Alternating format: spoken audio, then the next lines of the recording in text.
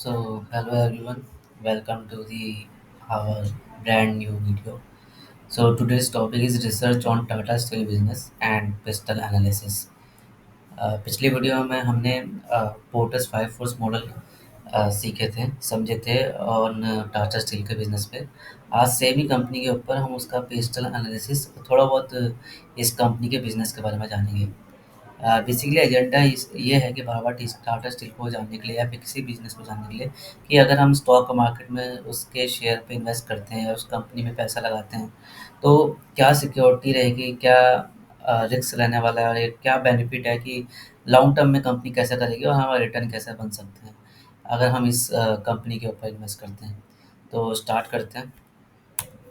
Tata Steel is leading global steel producer headquartered in India. They are part of the Tata Group, one of India's largest conglomerates. Here's a combined analysis of Tata Steel business and pestle factors impacting it. तो इस video में वही pastel factors देखेंगे जो impact करता है Tata steel को business पे और बिजनेस के बारे में थोड़ा बहुत जानेंगे। और टाटा स्टील का जो हेडक्वार्टर है वो मुंबई इंडिया में है, जैसे कि आप लोग जानते ही होंगे। फॉर्मली जो है टाटा स्टील का नाम जो था Tata iron and steel company limited के नाम से था। बाद में इसका नाम चेंज करके टाटा स्टील कर दिया गया था। टाटा स्टील को पहले टिस्को भी बुलाया जाता था। कंपनी टाइप पब्लिक है, स्टॉक मार्केट में लिस्टेड है, ठीक है, और एनएसई बीएसई दोनों एक्सचेंजेस में लिस्टेड है और ये टॉप 50 कंपनी जो निफ्टी की होती है, निफ्टी 50 कंपनी उसके अंदर आती है। और इसका ये आईएसएन नंबर है। इंडस्ट्री जो है स्टील आयरन की है। फाउंडेशन कब हुआ था? 26 August 1907, 116 year ago at Jamshedpur, Jharkhand, India में इसका फाउंडेशन हुआ था। फाउंडर जो थे वो जमशेद जी टाटा और दोराब जी टाटा थे। हेडक्वार्टर जैसे कि मैंने बताया आपको मुंबई इंडिया में। एरियस मतलब इसका हर एक लगभग मोस्टली कंट्रियों में इसका जो बिजनेस है वो फैला हुआ है। की पीपल जो करंटली अभी टीवी नरेंद्रन जो है इसके सीईओ एंड मैनेजिंग डायरेक्टर हैं और कौशिक चटर्जी जी जो हैं इनके चीफ फाइनेंशियल ऑफिसर हैं। रिवेन्यू जो है पिछले लास्ट जो इसका एनुअल रिपोर्ट आई है 2024 मार्च के लिए एंड के लिए, तो कुछ चीज़ें ठीक नहीं रही हैं पिछले ईयर्स के मुकाबले। जो कि रिवेन्यू जो है उसका 2,30,980 करोड़ रहा है, जो कि घटा है। ऑपरेटिंग इनकम भी घटी है, 6,06,667 करोड़ रुपए घटी है पिछले साल से। नेट इनकम जो है वो ऑलमोस्ट नेगेटिव में जा रही है, 4,910 करोड़। एंड टोटल एसेट जो है वो भी डिक्रीज हुई है, 273,421 करोड़। टोटल इक्विटी वो भी डिक्रीज हुई है, 92,433 crore. Number of employ increase हुए हैं। इस साल जो है करंटली ये 23 का डेटा है, पर करंटली अभी अगर इस साल के एनुअल रिपोर्ट देखी जाए तो 2024 मार्च एंड में करंटली इसके 80,000 एम्प्लॉयज़ हैं टाटा स्टील के अंदर। तो ये भी पता करने की कोशिश करेंगे कि क्या क्या रीज़न है कि जिसकी वजह से इसका revenue, operating income, net income, total asset और टोटल इक्विटी डिक्रीज हो रही है। पेरेंट कंपनी टाटा ग्रुप है, जैसे कि हमें पता ही है। सब्सिडरीज काफ़ी सारी कंपनी है। यहाँ पर जो नाम लिखे हुए हैं इसके अलावा भी इसकी काफ़ी सारी सब्सिडरीज कंपनी है टाटा स्टील की। यहाँ पर जैसे मैंने लिखा हुआ है तो उसके हिसाब से Tata steel BSL, Tata steel UK, Tata steel Netherlands, Thailand long, Tata steel long product, Tata tin plate, Tayo rolls, Jamshedpur FC. Tata steel business के बारे में थोड़ा बहुत देखते हैं। प्रोडक्ट्स जो है Tata steel produces a wide range of steel products including hot rolled, cold rolled, coated and special steel catering to various sectors like automobile, construction and infrastructure. Global presence है, they have operation in 26 country and a commercial presence in over 50 country. Focus on sustainability. Tata Steel is committed on to sustainable steel production and has set ambitious goal for reducing carbon emission and increasing resource efficiency, जो कि करना पड़ेगा। काफ़ी बड़ी company है, अगर tax benefit चाहिए या गवर्नमेंट का सपोर्ट चाहिए तो सस्टेनेबिलिटी पे काम करना ही पड़ेगा। Innovation, they invest heavily in research and development to develop new and improve steel products and production process, जो कि डायनेमिक होना बहुत ज़रूरी है, इवॉल्विंग होना बहुत ज़रूरी है अगर आपको सस्टेन रहना है तो। पेस्ट एनालिसिस करते हैं। अब इसका पेस्ट एनालिसिस क्या है? एक इम्पॉर्टेंट टूल है जो कि बताता है कि वेरियस जो एक्सटर्नल फैक्टर हैं वो बिजनेस को कैसे इम्पैक्ट करते हैं। पी से पॉलिटिकल, ई से एनवायरमेंटल, एस से सोशल, टी से टेक्नोलॉजिकल, एल से लीगल एंड ई से एनवायरमेंटल। देखते हैं one by one.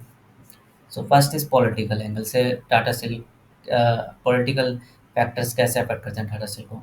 Government support for infrastructure development. Current जो गवर्नमेंट है काफ़ी सपोर्ट मतलब फेवर में रही है टाटा स्टील के, तो ऐसी कोई दिक्कत वाली बात नहीं है। Government policies promoting infrastructure products in India and other market can drive demand for steel benefiting Tata steel.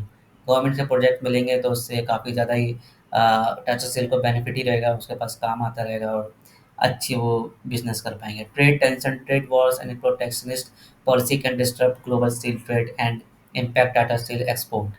बाहर की जो कंट्री में कभी-कभी वॉर्स वगैरह जो इसमें जहाँ पर भी इसका बिज़नेस अदर कंट्री में है, फॉर एग्ज़ाम्पल अगर देखा जाए तो कभी अ, आप कह सकते हैं फ़िलिस्तीन और इज़राइल, चाइना, ताइवान, अगर वहाँ पर कुछ ऐसी टेंशन क्रिएट होती है तो डेफ़िनेटली एक्सपोर्ट पे इम्पैक्ट पड़ेगा, जिससे टाटा स्टील के बिज़नेस पे फ़र्क पड़ सकता है, उसकी प्रॉफ़िटेबिलिटी पे फ़र्क पड़ सकता है। Geopolitical instability, unrest in resource region can disturb supply chain and increase raw material. जहाँ से अगर रिसोर्सेज़ रीजन है, वहाँ से अगर टाटा स्टील इम्पोर्ट करवाता है, वहाँ पर कुछ ऐसे सप्लाई चेन में कुछ प्रॉब्लम आ जाती है, तो डेफ़िनेटली उससे भी इम्पैक्ट पड़ सकता है टाटा स्टील के बिज़नेस को। तो ये चीज़ काफ़ी नोट करने वाली है और हमेशा अपडेट मार्केट की न्यूज़ पे और ओवरऑल क्या चल रहा है वर्ल्ड वाइड, उस पे ध्यान रखना बहुत ज़रूरी है, ताकि हमें तुरंत एटलीस्ट उससे पहले पता चल पाए कि अगर टाटा स्टील के बिज़नेस पे कोई इम्पैक्ट पड़ने वाला है, तो उसको हम पहले से पता कर पाएँ।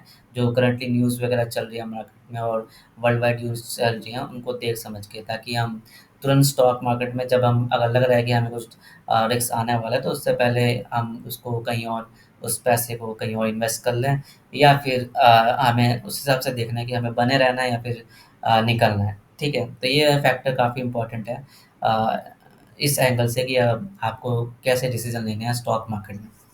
नेक्स्ट आता है economic. Growth of automobile industry, a growing automobile industry, particularly in emerging market, can increase demand for high quality steel, benefiting Tata Steel. Automobiles twenties में ऑटोमोबाइल इंडस्ट्री काफ़ी ग्रो हो रही है, काफ़ी डिमांड है स्कूटर, बाइक्स, कार्स वगैरह की, heavy trucks वगैरह की, तो जहाँ पर स्टील वगैरह का यूज़ पड़ता है, तो वो एक तरह से अच्छी बात है टाटा स्टील के लिए करंटली इंडिया में। Fluctuation in global steel prices, global steel price are influenced by supply and demand dynamics impacting Tata Steel profitability. Fluctuation अगर ग्लोबल स्टील प्राइस में होगा तो डेफिनेटली ये भी एक फैक्टर पड़ सकता है, पर करंटली अभी ऐसा कुछ है नहीं, तो ये टाटा स्टील के लिए ठीक ही बात है।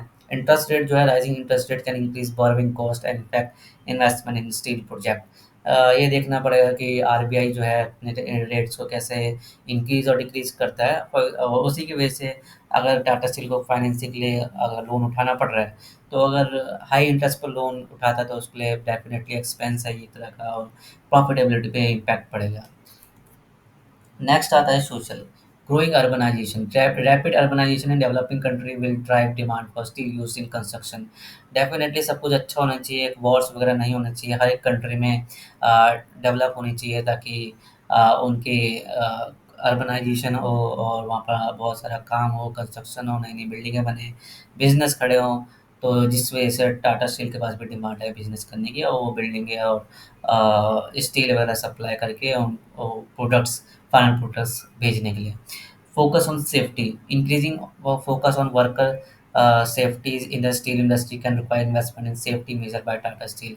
टाटा स्टील जो फैक्ट्रीज वगैरह होती हैं, वो काफ़ी रिस्की काम है प्रोडक्शन करने में, मैन्युफैक्चरिंग करने में और प्रोसेस करने में स्टील को, तो वहाँ पर एक ये इम्पॉर्टेंट फैक्टर है कि टाटा स्टील इन सब चीज़ों पे, वर्कर की सेफ्टी पे ध्यान रखें।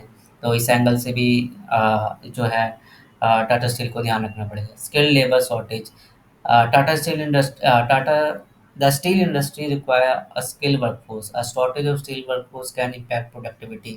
स्किल इंडिया होना चाहिए, जो स्किल इंडिया मोदी गवर्नमेंट का भी इनिशिएटिव है कि वर्कर जो है स्किल हों, क्योंकि जो इंडस्ट्री है स्टील इंडस्ट्री, इसके अंदर स्किल होना बहुत ज़रूरी है, मशीन चलानी पड़ती है, तो वर्कर को काफ़ी अच्छी नॉलेज होनी चाहिए मशीन्स वगैरह की, और इस इंडस्ट्री में स्किल वर्कर होना चाहिए, जिससे कि टाटा स्टील की सैलरी वगैरह देने में भी थोड़ा बहुत मतलब नॉर्मल एक्सपेंस से ज़्यादा वहाँ पे एक्सपेंस जा सकते हैं। तो या that's the thing which also be considered bye Tata steel. Technological angle से देखा जाए तो advancement in steel making technology. New technology like electric arc furnaces and continuous casting can improve production efficiency and reduce cost for Tata Steel. Technology के साथ तो भैया आपको कंधा से कंधा मिलाकर चलना ही पड़ेगा। जो जो नई नई टेक्नोलॉजी आ रही है उनको अडेप्ट करें ताकि एफिशिएंसी बढ़े और काम जल्दी हो। Digitalization can optimize supply chain, improve logistics and enhance operational efficiencies for Tata Steel. CRM softwares होते हैं और सप्लाई चेन्स के लिए काफ़ी सारे सॉफ्टवेयर आते हैं, जिससे डिजिटाइजेशन हो जाए, वो ट्रैक कर सकें उनके ऑर्डर्स का, सप्लाई का और कस्टमर का, क्लाइंट्स का। तो ये एक सिंगल प्लेटफॉर्म होना चाहिए, टेक्नोलॉजी अडॉप्ट करनी चाहिए, सॉफ्टवेयर बनाना चाहिए जहाँ से कि ये सब चीज़ों को एक इंटीग्रेशन वाइज ट्रैकिंग कर सकें। तो digitization is must. Legal environmental regulation, stricter environmental regulation can increase compliance cost for Tata Steel, but also push them toward cleaner technologies. तो हाँ, थोड़ा बहुत कंप्लायंस के लिए एनवायरमेंटल रेगुलेशन पे खर्चा हो सकता है, बट इसका बेनिफिट भी डेफिनेटली मिलता है गवर्नमेंट के थ्रू, टैक्स बेनिफिट मिलते हैं कि आप जितना भी एनवायरमेंटल कॉन्शियस रहेंगे, तो आपको उसका बेनिफिट भी मिलेगा। एक्सपेंस करने पड़ेंगे पर बेनिफिट डेफिनेटली मिलेगा। Anti dumping duties, anti dumping duties imposed by importing countries can effect Tata steel competitiveness. ऐसी चीज़ें आपको बतानी पड़ेंगी जहाँ से आपका रिसाइकल, रीड्यूस ये सारी चीज़ें होती रहें ताकि एनवायरनमेंट को इफ़ेक्ट ना पड़े। Labour law, changes in labour law regarding wages and benefit, जैसे कि हमने बताया आपको, can impact Tata steel operating cost. अगर लेबर लॉ चेंज होते हैं, सैलरीज़ वगैरह बढ़ाई जाती हैं, वेजेस वगैरह एक्ट वगैरह में कुछ अमेंडमेंट होती है कि इंक्रीज़ या डिक्रीज़ करना लेबर का वेजेस, तो फिर थोड़ा बहुत वहाँ पर उसके एक्सपेंस में इफ़ेक्ट पड़ सकता है, जिससे उसको प्रॉफिटेबिलिटी पे भी इम्पैक्ट आएगा। Environment, climate change regulation. Regulation to reduce carbon emission can force Tata Steel to adopt cleaner production process and invest in renewable energy resources.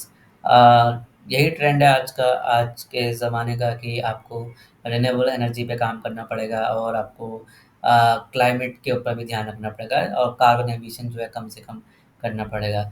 ताकि एक फैक्टर होता है एनवायरमेंटल, सोशल एंड गवर्नेंस, उसको आपको follow करना पड़ेगा। Government भी बोलती है, जिससे आपको डेफ़िनेटली बेनिफिट भी मिलेंगे अगर आप लॉन्ग टर्म में आप अपना बिज़नेस अच्छे से कर पाओगे। Reduce depletion, depletion of iron ore reserve can pose a long term challenge for the steel industry. Tata steel can explore way to improve resource utilization and explore alternative sources. जैसे कि iron जो है एक natural resources है, बड़ा limited है, तो उसका अल्टरनेटिव भी time to time, time by time आपको कुछ ना कुछ ढूँढना ही पड़ेगा ताकि आगे चल के आपको बिज़नेस पे डिपेंडेंसी ना रहे किसी नेचुरल रिसोर्सेज पे। तो टेक्नोलॉजी बढ़ रही है और काफ़ी सारी नई तकनीक आ रही है जिससे ये सब चीज़ें पे आप सोच विचार कर सकते हैं और कुछ कुछ ना कुछ डेफ़िनेटली आप अल्टरनेटिव निकाल सकते हैं ताकि आप फुल्ली नेचुरल रिसोर्स पे डिपेंडेंट ना रहें। सो या ये पूरा पेस्टल एनालिसिस था। ओवरऑल देखा जाए कि Tata steel operate in a dynamic environment with both challenges and opportunity. By understanding this pestle factor and proactively developing strategy to address them, Tata Steel can ensure its long-term success in the global steel industry. सो ये pastel factor को Tata steel को एकदम ढंग से analyse करना होगा, समझना होगा और जो इन्वेस्टर है उसको भी अच्छे से डे बाय डे न्यूज़ वगैरह पे ध्यान रखना चाहिए, हर चीज़ों पे उसके एनुअल रिपोर्ट्स पे ध्यान रखना चाहिए।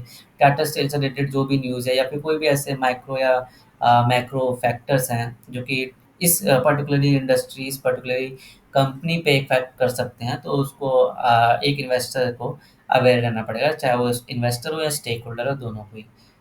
तो अगर इन सब चीज़ों पे ध्यान रखा जाता है, तो डेफ़िनेटली एक अच्छा इन्वेस्टर अपने लगाए हुए पैसों को मॉनिटर कर सकता है और एक सही टाइम पे डिसीज़न ले सकता है, वेदर उसको उस स्टॉक में बने रहना है या फिर उस स्टॉक को सेल करना है। और ये एक अच्छा एंगल भी था कि टाटा स्टील को बिज़नेस को समझने के लिए। So that's all from my side. Thank you. We will meet in next video.